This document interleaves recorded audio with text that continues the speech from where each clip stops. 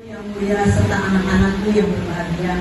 Pertama, marilah kita bersyukur kepada Allah Subhanahu wa Ta'ala, Tuhan yang Maha Kuasa, atas segala nikmat dan karunia yang dilimpahkan kepada kita, keluarga, dan seluruh bangsa Indonesia. Kedua, saya mengucapkan selamat Hari Guru Nasional 25 November 2020.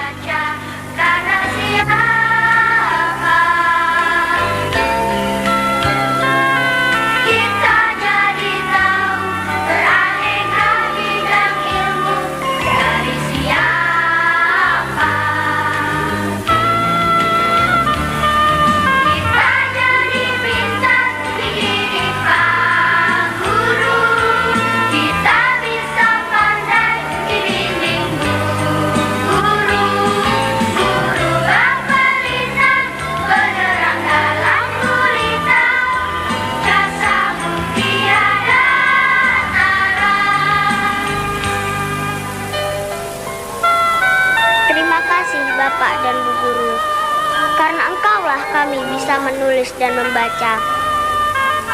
Beraneka ilmu yang kami dapat darimu, sampai kami menjadi anak yang berguna bagi nusa dan bangsa. Pak Guru dan Bu Guru, jasamu tiada tara.